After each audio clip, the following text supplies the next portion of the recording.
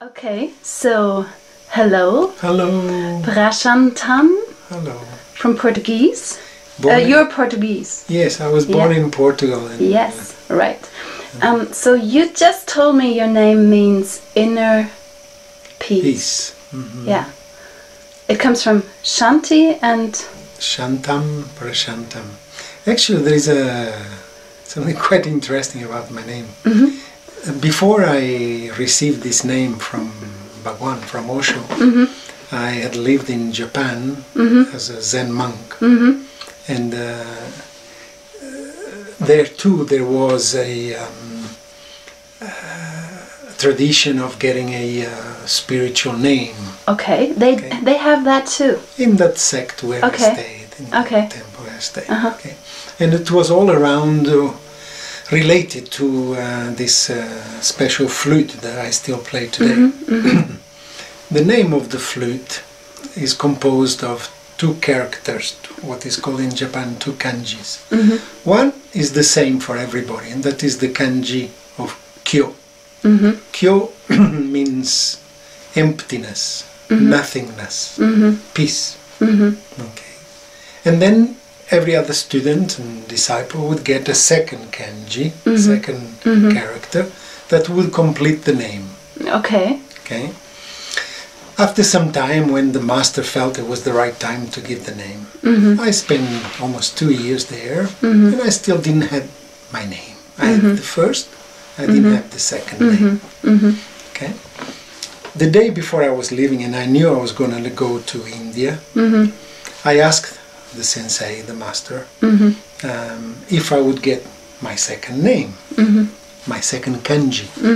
Give it to me. So I would have the full name. And then he said, "Oh, you are double Kyo."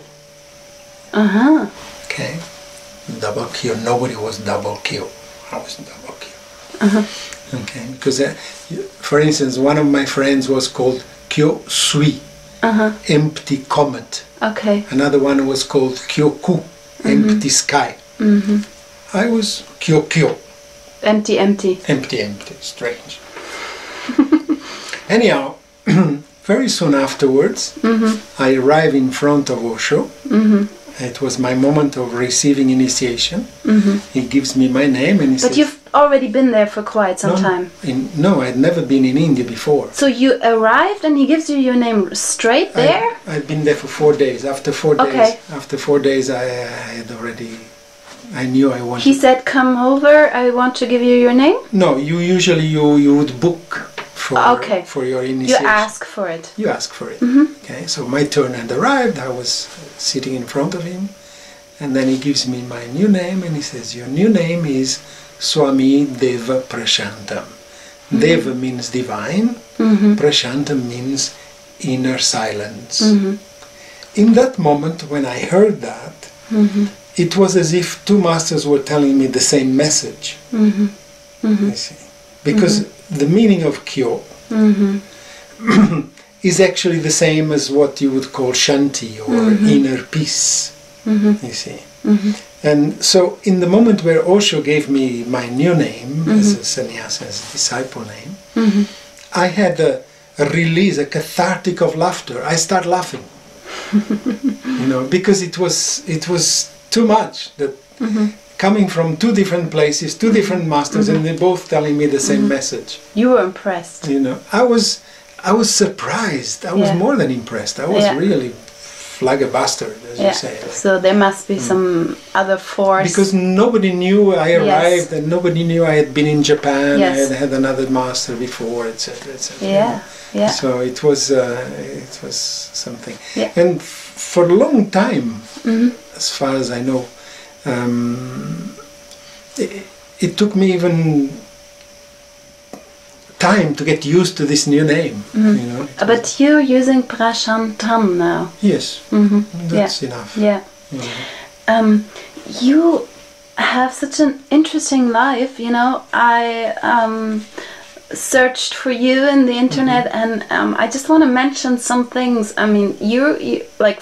In the beginning you studied medicine, so you're actually a doctor of medicine. I am a student that finished medicine, and then you needed to do the practice. Practice, and I didn't follow it up. Yeah. So this is just one thing, and then you spent time, like you already said, in Asia, like in Japan, Yes. and you went to Osho and other places, probably in India.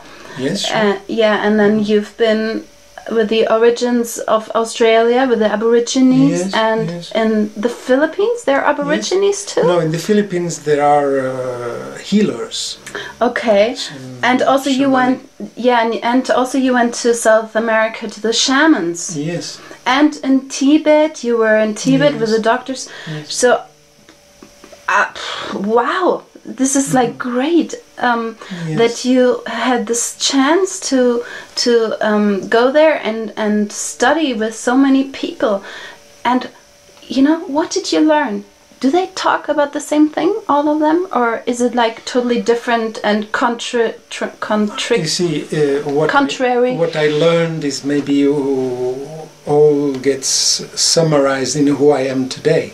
Yeah. Okay. You see, so I drank from all the sources I could. Yeah. You see, I feel that it was other times. Mm-hmm. The time, you know, I left Portugal, I was 17 years old, and that was 1968. Yeah. Okay, 1968, Portugal was still a dictatorship. Yeah. That meant war in Africa with the colonies, Angola, etc. You were not even born. No. You see, so it was different times. Yeah. And at that time, it was a very difficult situation for me because I basically arrived in Paris, in France, as a flüchtling, Oh, okay, see, okay, like flüchtling, yeah. I had no connection. Did you escape? I escaped. I Wow. escaped Portugal because it was the days where one either would stay and go to the army and go to the war in Africa, etc. I had done my first year of medicine already in Portugal. Yeah. And fortunately, in the process of survival, because it was all a survival mechanism, I come from a humble family, and there was no way I could ask the parents to give me money or to. I had no scholarships, etc., etc. You had. So you were on your own. I was on my own, and I had to make it. Now, what I found out was that it was interesting, in terms of survival, to continue being a student. So I was lucky to find out that my studies in Portugal got equivalence to be continuing in France. Good. You see, it was very difficult because I shifted from medicine has a lot to do with the memorizing, and I shifted from Portuguese to French, and I didn't know French. I arrived in France. I knew the French you learn in school, almost nothing. And immediately I had to memorize all these French words and medical terms. It was really difficult. And I was on my own. So I had to find jobs and work, and I was a kid full of energy, so I got involved with sports, and I got involved with acting, with pantomime. I was very much involved with a pantomime troupe with a famous teacher in... The Big and Friends. I think it was, yes, at that time it was very popular. But how did you get to all those spiritual masters? How did you, what, was it coincidence that you went to Japan and to all those? You see, I feel that it is the master who calls the disciple rather than the disciple chooses the master, you see. Inside of us, we are all seeking, we are all seekers. Human nature is by definition seeking. Seeking happiness, seeking peace, seeking paradise, bliss. Everyone has different metaphors. So we are all seekers. And this situation that made it that I could not return, I had not a country to go back to, neither a family, because I had left everything. So basically the world became my home. I was young, I had finished university, I had completed other diplomas that I made at the same time that I was in medical. At the age of 23, I had 4 university degrees. Wow. That when I think about it today, it's like amazing. How did I do it? Equivalences, working with the system.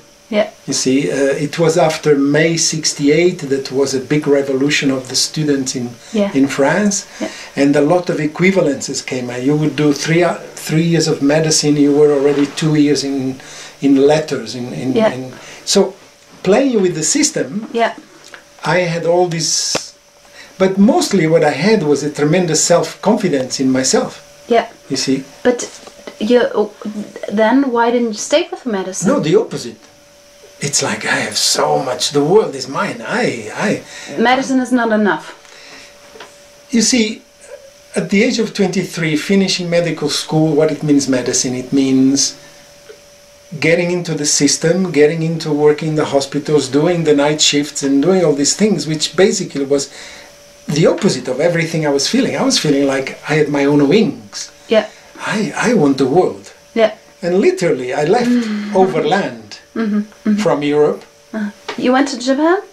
I arrived in Japan later on, but I started from hitchhiking in Paris, outside of the... So you were a traveler in the beginning, and then the master called you in? It was actually in Tokyo, where I was one day looking in a bookstore for an English book that was very difficult to find those days, and I saw this book, Meetings with a Remarkable Man, from Gurdjieffs. Okay.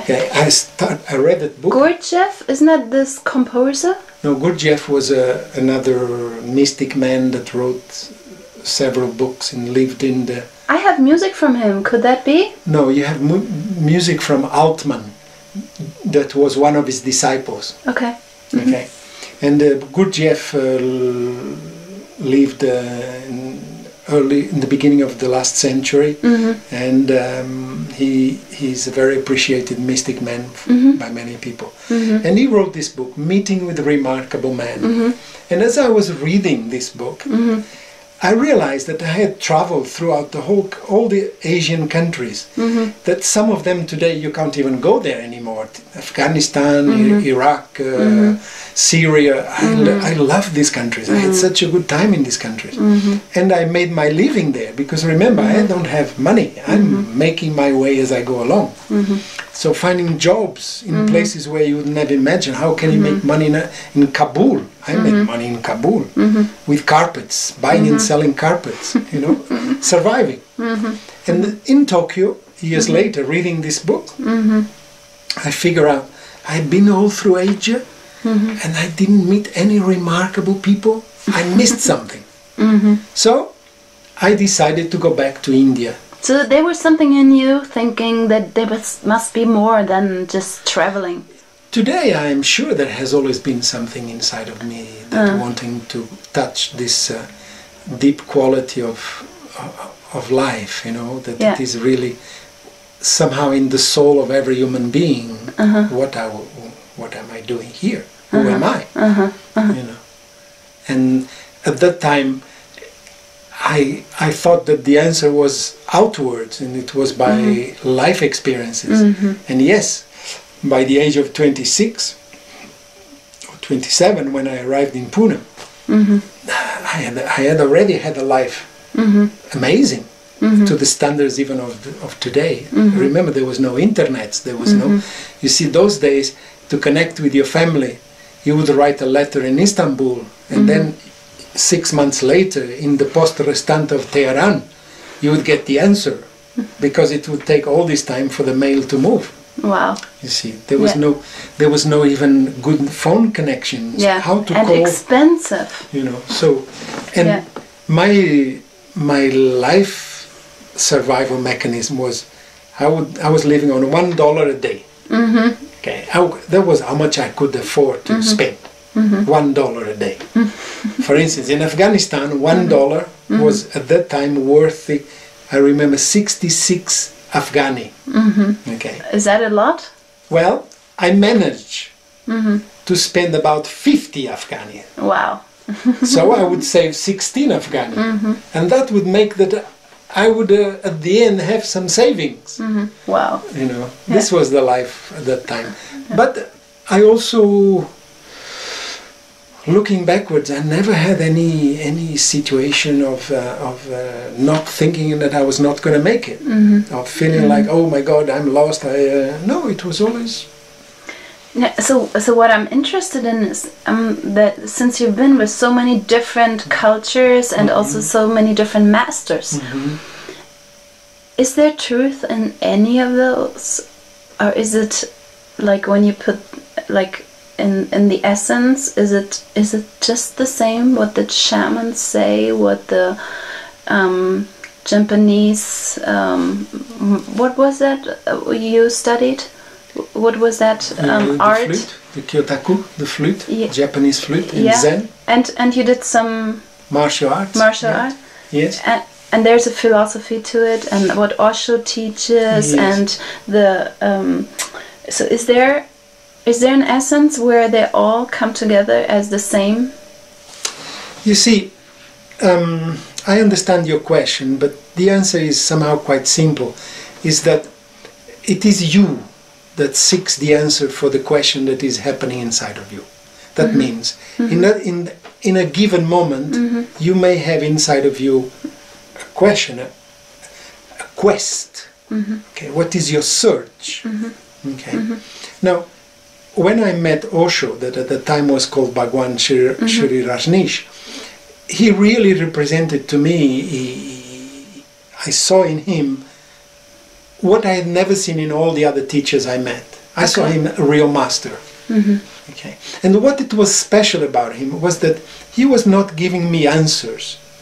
He was guiding me to find the answer within myself. And that's why I see that today Osho is still so alive in me, because he was the one who turned me on to meditation. Why? How could he do that? Well, by the lifestyle he was creating around him, by the continuous focusing that he had himself about it, and by my being ready for it at that moment. It's like... But he didn't say you must meditate. No, he never said such things to anybody as far as I could hear it. He always suggested that meditation was... He used to say, you guys have many questions, I have only one answer. And that is meditation. The answer is meditation, you see. Today I realize that so it is, you see. At that time I was just first in love, excited, turned on by the being that was standing in front of me every day, by the way that he was releasing his energy to us and creating the lifestyle that we are having by staying around him. And I became very soon member of that commune, living around him. So the lifestyle was totally in harmony with my needs and life choices of that moment.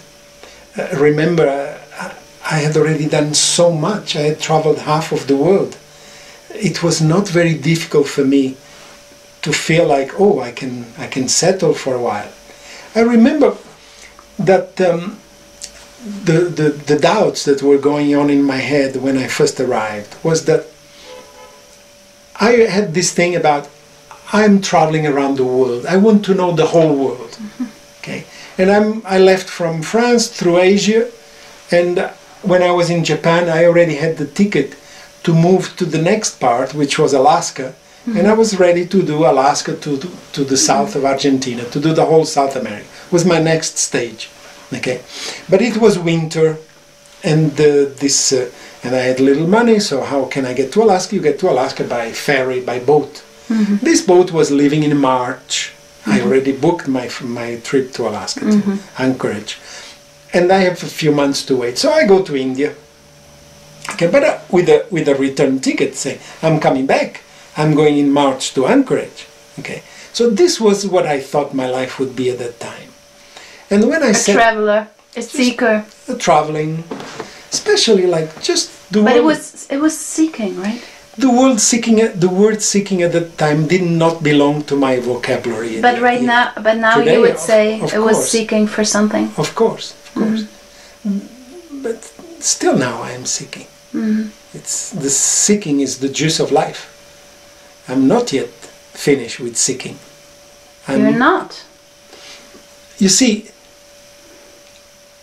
the river doesn't stop. I don't want the river to stop. I'm floating in the river, but the river is still flowing. But wouldn't Osho say, what are you seeking? It's all in meditation. Now we are playing with the words, but I'm still excited about the new of this moment. This moment never happened before. Okay. And in this moment, I am as present as I can be. Yeah. All right. Yeah. So I'm not dead. I'm not dull. Yeah. See. Yeah. For me, enlightenment is not a stop. Yeah. So it's like enjoying every moment, enjoying what else comes to you, what experience. And never taking for granted having arrived anywhere. Yeah. Okay. Yeah. Never taking for granted that I've got it. I've got only that. There is only this, and this is all I've got, and there's going to be this next time that it's going to be this. You see, and this is all I can share with you. So I am as lost and as surrendered, and in that sense there is no seeking. Sure, there is no seeking because there is only this. But if you love seeking, you seek. If I love to be alive, I stay alive. You see. And is being alive seeking? The seeking is not being satisfied with this and wanting more than. I am absolutely comfortable and satisfied and complete with this. Now. And this is all there is. If this is the end, then thank you. If there is more this, then let's go on. Yeah, let's have fun with it. You see. So, in that sense, there is no seeking, but there is no stopping. See. Yeah, I like that. You see. Yeah, yeah. But coming back to Osho, those days where I was, am I a sannyasi? Am I going to stay here and see? So my whole fight was about not wanting to stop my journey. Okay, and then in one of his discourses, God knows where it came from. I was sitting there half asleep, and I hear this sentence. You are with me until you go back to the road again. I will never forget these words. You are with me until you never go back to the road again. I say, oh, until you never go back. Until you are with me until you go back to the road again. Okay. But that could be forever. So I said, oh, if I can go back to the road again, I can stay. Okay. So in that moment, I made peace with my fighting mind that always wants to go. Wanted to move. You see, oh, if I can go back to the road eventually, so I can stay. Was it an inner thought you had, or you heard a voice? It doesn't matter. What it matters is that I made peace with this. I associated. It struck you that moment. I associated with something I heard from Bhagwan, from Osho. Okay.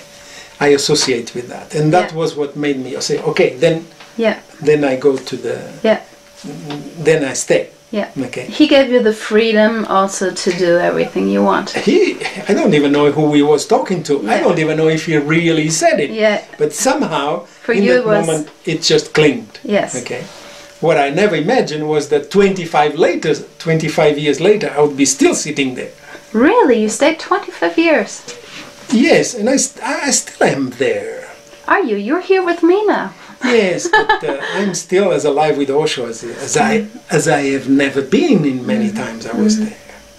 Okay. So he's with you. There is no separation in the skin because Osho is not a person. Osho for me is a channel of understanding. Yes, there was a man, Chandra Mohan Rajneesh, that I sat in front for the last 16 years of his life. But that man actually, that called Master, helped you to feel that there is no separation in the end. He helped me to stay focused. Yeah. Focus on the search to the answer to the question, who am I? To stay focused. Focus in the search to the answer of the question, who am I? And is there an answer now? Or are you still on that focus of searching for that answer? I really listened. Why are you laughing now? There's an answer. Okay. Just wanted to hear it. Just say yes. I think you got it. Oh, nice. So was that the attraction of Osho? Why everybody went there and stayed? He attracted masses, didn't he? I think you will get a different answer from every person that has ever met him. So give me your answer. My answer was that I felt at home. Okay, that's a good answer. And that by what it meant to be at home was that I could be myself. Wow. There was support. There was the environment. There was especially this very comfortable inner feeling that he was like a soft, loving wind behind my back. Saying, go for it. Be yourself. Wow. So there was never ever for me any doubt of leaving, of going anywhere. Even after he's left his body, I didn't have to go anywhere. It was almost 12 years later, after Osho left his body in 1990, I stayed in India, in Pune, until 2004. Mm. Only because and if I left India, it was only because India became such a unhealthy place, Pune in Session, an unhealthy place to live. Mm-hmm. And being involved with the theme of healing, it was a contradiction to myself to stay in such a known healing place to actually live. Mm-hmm. And that's why I am in the place where I am today, which is a healthy place to live. Mm-hmm. Yeah. You mean the environment of Pune wasn't? Yes, the air, the pollution, the noise, the whole situation around what was because you see, very soon I became a resident of the ashram, and I really supported being there, and all that was very easy for me to be involved, living in bamboo huts and all kinds of situations. But slowly, as it probably is now, the ashram became like suffocated by the evolution of the whole India itself and Pune itself. Yeah, yeah. And one day I had to face myself and say it doesn't make any more sense for me to go on living here. You know, but in 2004, 2006, that was when I finally said, okay. Yeah. You know, so many years after Osho left the body. Yeah. So I would like to ask you more questions about Osho, since I don't know so much about him, and I have, you know, from what came to me was also like a bad reputation, like he was some spiritual ego or something like that in his later years, like having this having so many masses of people like being on his feet that he maybe got away from his inner enlightenment. Could that be? How was your impression? Because you were with him. I don't know anything. I would like to know. Yes. Osho is still as alive to me as he was always before. He's not a body anymore. Yeah. So he's still the master that I always recognized. Because you see, I've met Osho when I look inwards. I don't project the need of an incarnation of a person that needs to fulfill some kind of expectation. I was lucky, and I really see it as a lucky that in this mind there never was a glimpse of doubt of how truth he was with himself. And that's who I saw. And literally, I would say 90% of the time that he was facing us, he was sitting with us between December 75 and January 1990. I was present, I was there. That means I was looking, I was receiving, I was listening, I was feeling. Yeah. And so never it came any glimpse, and I went through many stories, situations, you know, projections, hearing what these and those were saying. Yeah. But what matters to me the most is now, is today. Yeah. And today. Why? Because today my meditation is so alive and so present, and my love for the message of meditation, for the clarity of that. Yes, there is an answer to be found in the question of who am I, and the method that for me happens or that happened, we call this meditation. Now, is it your kind of meditation? Is it what we like mostly know, or is it a meditation of dancing? Because I saw videos of Osho where people were dancing, like letting everything out. Let's get clear in these words, in these terms. I define meditation with capital M and meditation with small m. Okay. Meditation with small m is techniques. Okay. Okay. And techniques are many. Okay. And every master has developed the techniques that probably suit the people that come to ask for guidance. Okay, lots of techniques. Same outcome? The techniques have an intention to take you to what I consider to be meditation with capital M. And that I define it as a quality. This quality, every human being is born with it. So meditation is not to be discovered, it's to be recognized. The quality of meditation. Meditation is not to be understood. Nobody has to convince you or to teach you what it is. You have to recognize it. If you search. If the question, who am I, is predominant, is important for you, if there is an investment to find the answer to this question, okay, then if you want to find the answer to the question, who am I, the method, whatever method takes you there, we call it meditation. Whatever method. Tell me some. Well, swimming, dancing, laughing, pottery. Any method. Oh, thank you for saying that, because I can't. I'm not saying it. I'm not discovering hot water. Okay, I'm not saying it.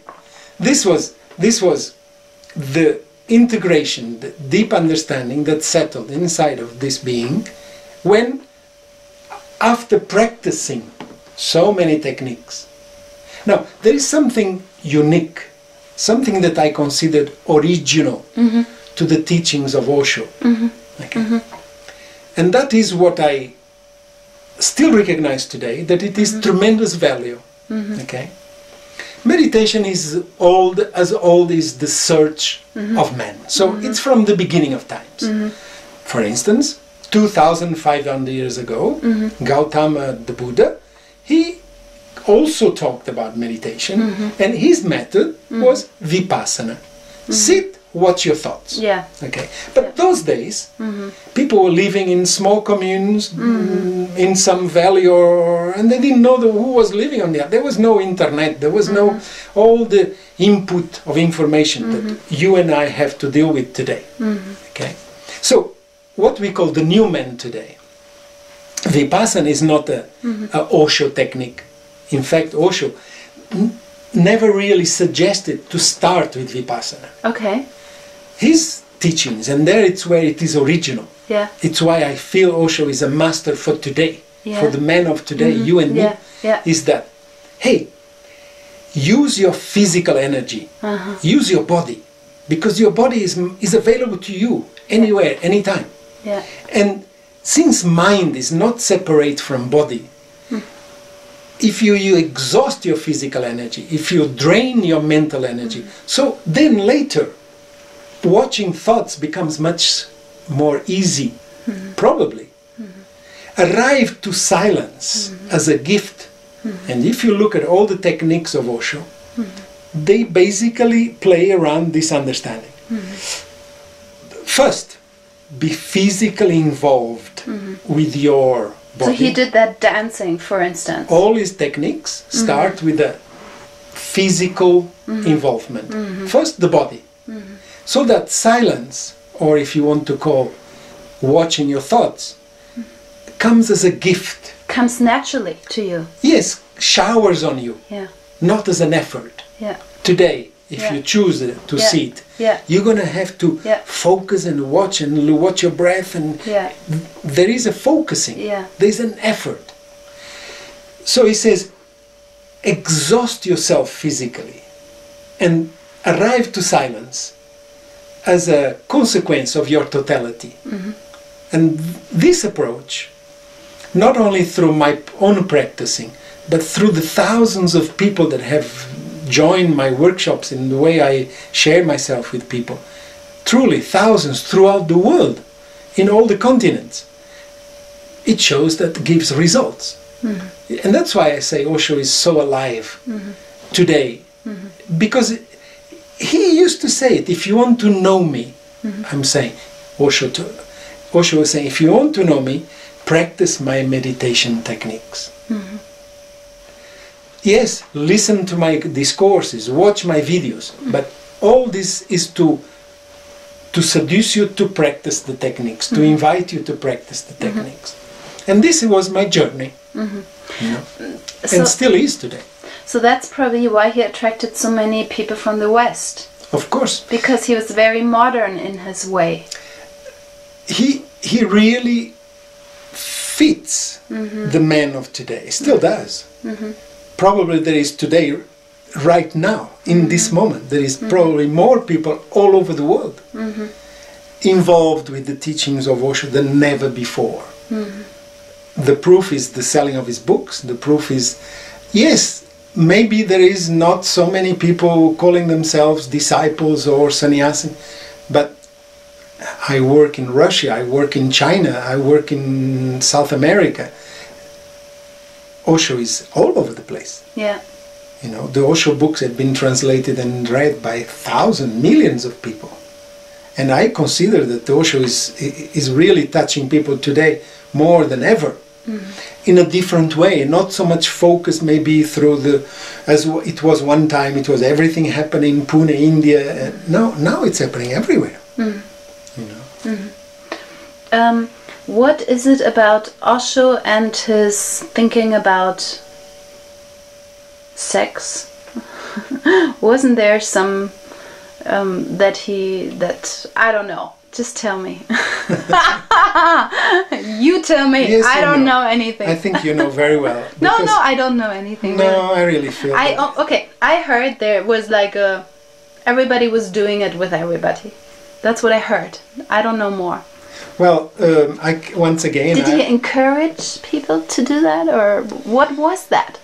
Everything he said is in his books. Okay. So, if anyone wants to know what he said, read his books. Yeah, but I want to know now. I can't read the book. I have this interview right now. Fine. But I'm saying, I don't have to say what he said, because I can only say what I heard. Okay, what did you hear? And of what I retain as being important to me. Okay. Now. Yeah, but I saw there is a book where he talks about that. Yes. Yes, of course he talks about that. And you probably will find another book that is going to contradict what he said in the book before. And the only thing that it was that he never contradicted was his own contradictions. Okay. So I always want to make it clear that whatever I'm saying to you is in my own understanding. Yes, but my own responsibility. Okay. I don't feel that Osho needs me to be a salesman. It is never my position towards my love for Osho. He is good enough, and still today, to promote himself and to let the world know about him. But I can stand in front of you or sit in front of you, and so this is what Osho has done to my life. I feel I am a flower like many other flowers, millions of other flowers in Osho's garden. And how I got to be who I am, this one standing here, is exactly by practicing his techniques of meditation, integrating his channels of understanding, but I am my own entity. I take responsibility for whatever I say, and I speak in my own name. Sex is the juice of life. That's what he said? That's what I feel. Okay. Okay. Sex is what makes you be here today. Okay. Sex is what makes the birds sing. Sex is what makes the world turn. Okay. Now, how each one deals with your sexuality, most of us, is by not breathing. Because you don't breathe, because when you breathe, it goes straight to your sex center. It awakens it, it massages it. And since the age of 2 or 3, we are told that sex is dangerous. Sex is something you need to protect yourself. So and there's a fear. There is a fear, there is a contraction, there is a protection about our sexuality. There is not a yes, a total yes towards being an alive being. Okay? Now, this is something that I recognize by watching, by looking inwards.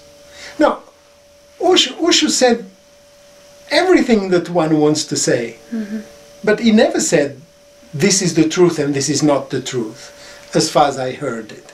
Okay? So he's not a place where you can find dogmas. I don't have dogmas from Osho. But he encouraged you to be yourself, meaning also have your own sexuality the way you like it. Yes, and in my life I have had periods of being celibate, long periods, and that was my reality of that time. I have other periods where I've been involved with multi-sexual partners. I have other periods where I've been monogamic, and I take responsibility for it. I never, ever I had the sense that I'm doing this because Osho said or Osho said. No, I never heard him say that.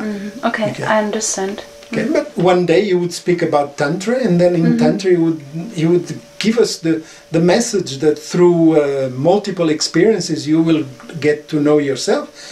The next day you would talk about celibacy, and you will, you know. So really, it would always depend on where you are at with your search. Okay.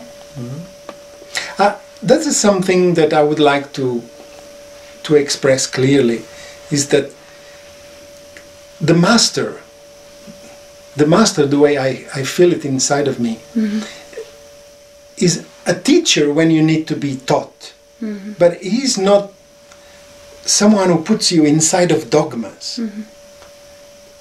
The reason why I say Osho is so alive today in my life, and I am grateful to recognize the master in my life, is because he leaves me with myself. I have no dogmas or no this you must do and this you must not do. I'm absolutely, the more I'm master of myself, the more he is my master. It's a melting. There is no separation. And I said it maybe before, I don't know where Osho finishes and I start. And this is only how I can express how much I am myself. I want to ask you another question. You're here right now in Munich at this Rainbow Spirit Festival, and you have a workshop there or a meeting. Yeah. It says living without fear. Yes. Can you like summarize that up for me, for the watchers? When you are free, the only freedom is free from fear. Yeah. That is the only freedom. Then you're free. Then you are free of what? You are free of being conditioned by fear, because fear is conditioning everything. Is that everything? Is that condition that we get from the society, from the parents, from? So does it mean we have to uncondition? In fact, the way I see fear is a dream. Fear doesn't exist. It's something the ego makes up. that you project. Maybe it's the reflection of the ego itself, but I want to make it more simple. Okay. So that it is accessible to anyone. Okay. Fear only exists when you project it. Mm-hmm. Okay. Otherwise, it doesn't exist. What do we project? We project danger into the other person. You project three things. You project that you will die, or that you will go crazy, or be threatened, or that you will lose control. Okay. Okay. Go crazy, lose control. Yes, or that you will die. Okay. And you don't know any of these three dimensions, because you don't know what it means to die. You don't know really what it means to go crazy. You don't know what it means to control. Okay, so we fear the not knowing. You project it. That's why I say fear. I project the fear of not the things I don't know. You project either that you will die, or that you will lose control, or that you will go crazy. Experiences I don't know, so I can't control those experiences also. I don't have other more simple way to express it. Maybe what the words you said make sense to you, but I repeat, you project that you die, you project that you go crazy, or you project that you will lose control. And the losing control is very much associated to orgasm. Okay, that is what every human being wants, not fears. Well, and why doesn't it get it then? Why doesn't it what? Why doesn't get it? Why there is so much stress about something that it is so natural? Okay. You mean lovers stress about it? What prevents it from going orgasm? What is orgasm? Losing control. Okay. Yes, but at the same time, death. You know, everyone fears death. But we are dying. Death is what we call life. Death started in the first moment that you were born. What you call life is actually a death process. And everybody is preventing yourself, is running away from death. When in fact, that is what's happening. And so there is one day where body will stop breathing. It will happen to all of us. But when are you going to get ready to be there? You're going to get ready if you are now calling death what you call life. Don't protect life. Surrender to death. Because that's what's happening. But no, you are afraid of death. So you want to protect what actually is not happening. You are not living. You are not living as long as fear is controlling your life. Okay. I miss the moment. You are not living. You are maybe 50%, 20%, 40%, 90%, but there is a big part of your energy that it is lost, that it is wasted in whatever fear you may be dealing with about death. And the same thing about going crazy. The whole world is not knowing how to deal with drug addiction, with the, see that everybody is deep inside, not crazy, unique. But what you call your uniqueness is seen by others, by you project as being your craziness. If today you choose to walk around naked, you're crazy. You're crazy. For others. But as a child, you know how many children hate to wear clothes. And they walk around naked. They walk around naked. Okay. And the parents say, oh, he doesn't like to wear clothes. That's his uniqueness. But that uniqueness, you never lose it. You buffer it. In the name of what? In the name of fear. Fear of what? Of going crazy. Because we don't know what to do with crazy people. We put them in a box, we put them in some crazy house, we close the door, and then they are crazy. Or we give them drugs and we buffer them. Yes, we do. We don't know how to deal with. And doctors try to make them normal. Society. It's a never-ending process because it's never seen as. It's not about including the people within a certain social system, but it is about liberating the uniqueness of that person. Do you think that that uniqueness is actually the diamond in all of us? It is, you call it a diamond, but in fact it is so unique that nothing compares to it. Right.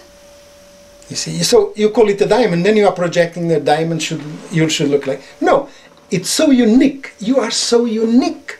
Never was one like you. So that is beauty.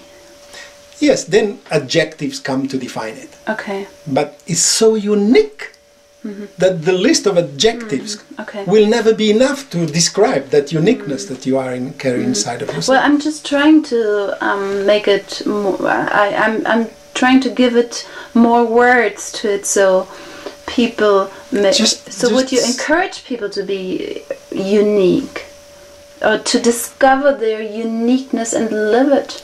Well, then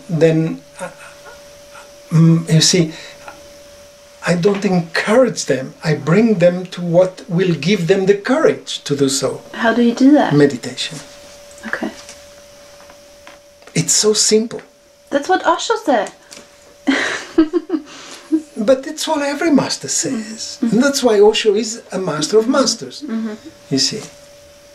And meditation is seen as something that you have to make an effort, you have to step time out of your routine life to... But meditation is your way of life. We are in meditation right now. Of course, many people lose touch with it. Then we have the techniques. But the moment you touch that place, you never want to leave it. You never want to be out of meditation. You are not that stupid. You are not that... You know, and then you can dance and you can swim with your friends and you can have a beer with your friends. But you never lose that quality. And if you feel that you lose it, you have the techniques that you know will bring you back to it. And that's why I need, in my daily life, I need the practice of my routine meditation that I keep and I protect as my practice every day. It's like you need, I don't know, to comb your hair, or you need to brush your teeth, or you need to some things to make you feel yourself. Well, I need to meditate every day. Well, thank you. Well, we enlightened this room here right now. I have one more question for you. You know, there's something like a negative ego in us, and then there is this uniqueness. You might call it uniqueness. Do you think, like, on our way of seeking, do you think we should find the middle way, or is actually what you experienced is like really getting rid of the ego, or is that not possible? And always be in that enlightenment state, or uniqueness, or feeling connected, or whatever we would, name it. When you touch that uniqueness, you are in your total ego. Okay. You are 100% ego. You are your uniqueness. And in that uniqueness, in that 100% ego, the quality that expresses, we call it love. How does that total ego comes out? How does it express? How does it relate to the world around? We call that love.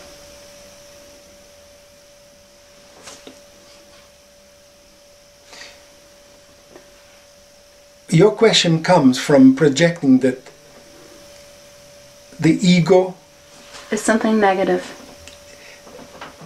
But that is the part of you that don't owns your own ego, that your own uniqueness. That part of you that it is now projecting, that is such a thing as a negative ego. That part of you is the one that you don't own it.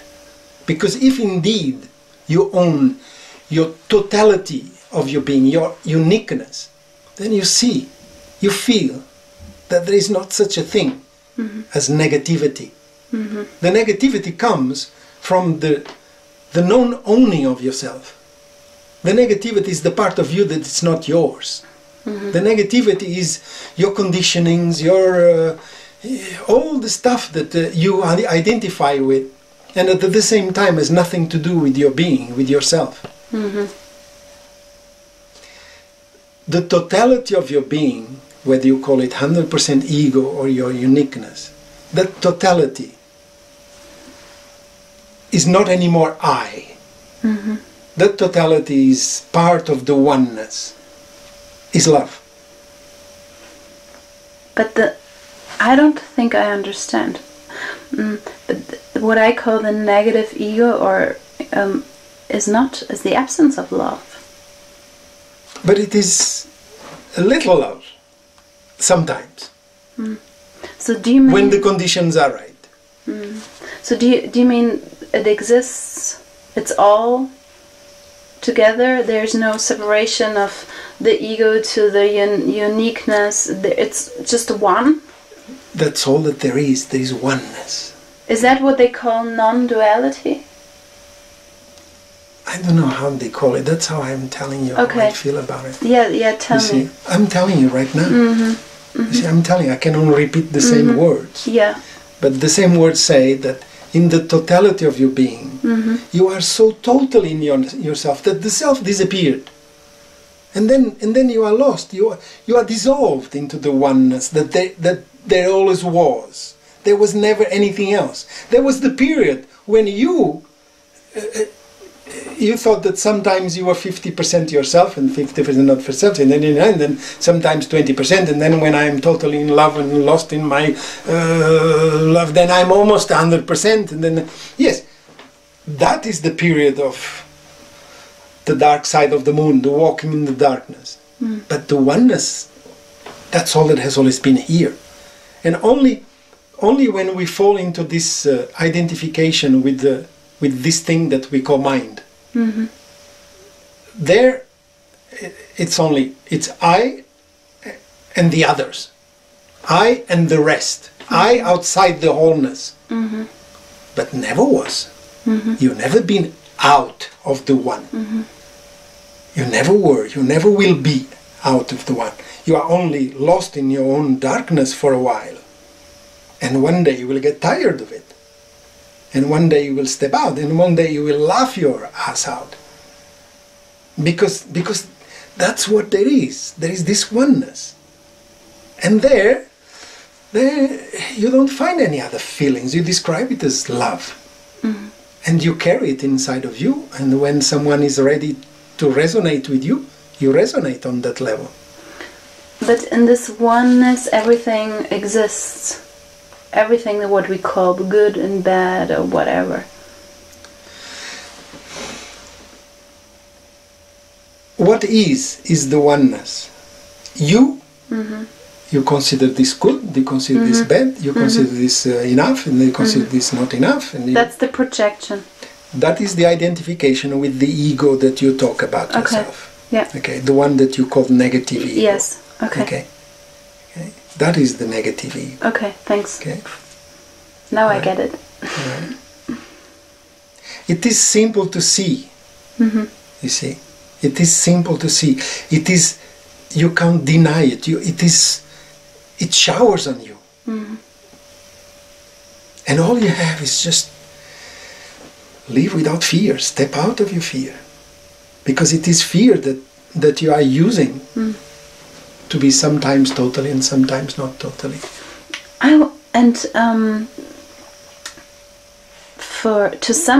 Summarizing all that, you created a school in Italy. It's your school.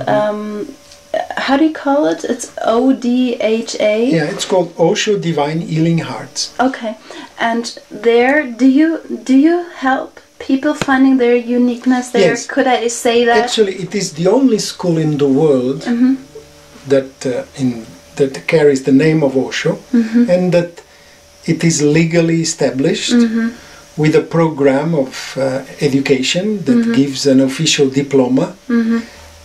And what is this official diploma? It is as holistic therapist. Okay.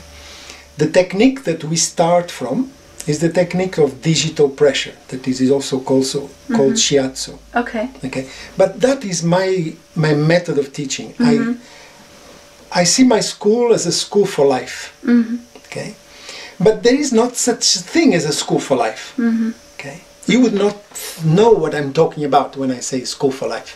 So I say it's a school where you learn about body, how to take care of your body, and maybe, if you want, how to take care of other people's bodies. Okay. So in that sense, you can, if you want, work as a masseur, a healer, body worker. You find the way that the market recognizes you. Your title is holistic therapist. Okay. 3 years education. Anywhere in Europe, the law recognizes you. But after the body. So you got out with a diploma, actually? Yes, legal in all the European countries. There is a law, it's the law of 2005, the law 36 of the European Parliament that recognizes what we do. Okay. Okay. Then there is still the work about mind, after body, mind, emotions, my heart, and eventually spirit. This is the work for life. Okay. Okay. So we have different levels. Some people might not work with the body, so come and work about your emotions, or about mind, or about so whatever sexuality. So whatever suits you, you can find there. But if you want to have a diploma, then the law only recognizes you as a holistic therapist. So you were talking about your school and also saying you're the gardener in that school? The whole school is located in a beautiful place. In Italy? In Italy, in Toscana, near Florence, near Siena. And what I liked about that place is that the whole environment is the school. And for me, a school for life is a school where carries you throughout all different aspects of life, of taking care of life itself. It means you. Your body is the microcosmos of what you call the macrocosmos universe.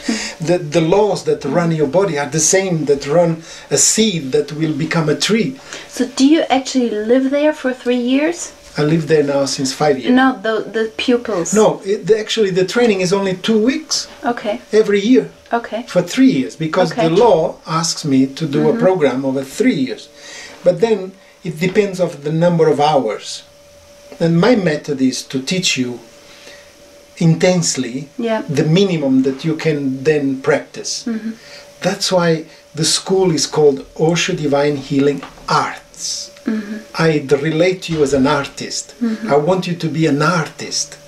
And the artist is always excited, in love, looking for, learning more, knowing more, practicing more. And you said just before that when you're free of fear, then you're so creative. Right. The energy that it is blocked, that it is stuck in fear. When that energy becomes released and available, it turns into creativity or love. But creativity is love in action.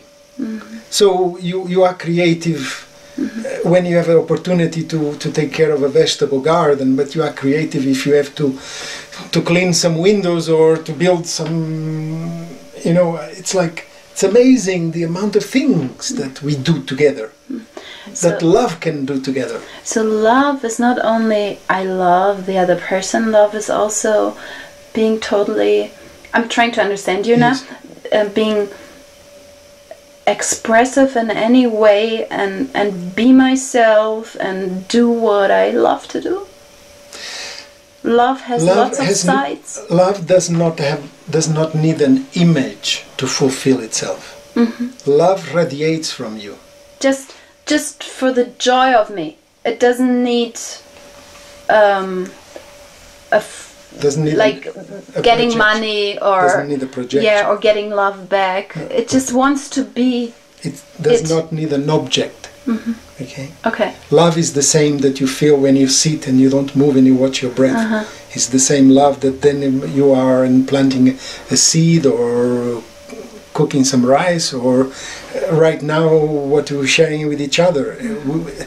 I would not be here with so much presence and so much quality as you are without love relating, love moving. Love takes you out of time. Love, it's all that there is, and you never want to be out of it. And this is the quality that is available, that we are. This is our ocean. Our ocean is love. We breathe it. We can't survive without it.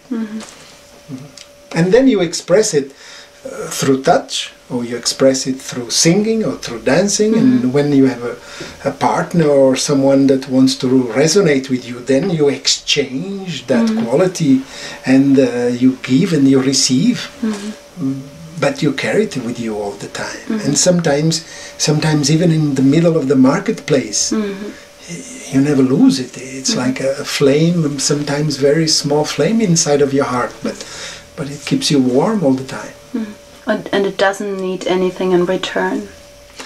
No, it doesn't, but it's ready, nice. It's ready immediately to resonate. Sometimes an exchange of a smile with someone that you never saw twice, and suddenly, wow, it's just, you know, some recognition in the midst of this jungle of being, you know. And this is what I want to teach and share in the school, because the school starts with the body. And starts with the body because the body is our anchor. The body always brings you to here now. It anchors you into the reality of this moment. If I touch you anywhere in any cell of your body, you are now here. Okay? You are in contact with all of your choices, yes or no. The body brings you there. But then we have so much more of our being. We have mind, our belief systems. What's really yours? And what is that you give, you identify, you give power to, but you never were asked if that is really you. So mind is this mechanism that needs to be really recognized and dealt with, and be able to observe what is real and what is unreal. And once you have calmed mind and you have been more friendly with mind, then you are ready to move to a deeper level, which is your emotions, what you call my heart. That is much more complicated. And finally, you arrive to the center of your being, to your sexuality. And that is even more complicated. And these are the different stages that you can get involved in the school if you want to. And that's why there is these two trainings. One that makes you an official therapist, holistic therapist. If you want to be a meditation leader, nobody can give you a diploma. If you want to be a Reiki therapist, you can get diplomas from all kinds, but it's nothing official. The law in Europe has two levels: holistic therapist and counselor. Our school gives you these levels. Nice. That's why the 3 years and the further curriculum of it. And then there's another training that I call It's My Life, where maybe you don't need the diploma of the holistic therapist. Maybe you're not interested. So you don't need to do the school. You can participate. Maybe you're not even interested in all the 3 seminars. Those, it's only 10 days. Maybe you're interested to explore sexuality. There is no phase 1 or phase 2. It's basically according to your availability or your need. You see. And this is the fruit of my... It's now 40 years that I'm working with people. I mean, it sounds like mature wine, you know, when you get a bottle of 40 years old, you know. But in fact, what I like to recognize in me is that I am still so much juicy about it. It's really my meditation. It's not my job. Yeah, you shine. You see, I come in any opportunity that I have to share, and I'm so grateful that some people want to listen and want to share. You know, and I go all over the world. After tomorrow, I'm in Russia. Wow. Then I'm in China. And I can love how you. I can see how you love life. Yes. life loves me. I only have to say yes. You know, I'm so really... you could give the workshops in Russia? I've been working in Russia non-stop. Wow. Before the perestroika. Okay. Before the perestroika, when it was... Before, when it was Gorbachev time. And Chernechenko time. Okay. Before Gorbachev. And then something happened? No, I never stopped going there. Oh, since then. Since then. Since then. Since then. I know Russia better than my own country. From Kaliningrad to... But now you can go back to Portugal. Now it's yes, of course I can go back. Now you're not a I'm not flüchtling anymore. No. When there was a revolution in Portugal, and from being a deserter, I became a hero. Because I refused to go to the war in Africa. Okay. To the colonial war. You know. Such a beautiful country. Yes. Well, thank you so much for this. Thank you. For this sharing we had. Yes, and thank you. Yeah, thank you very much, and maybe we'll talk again next time. Yes, come to Italy.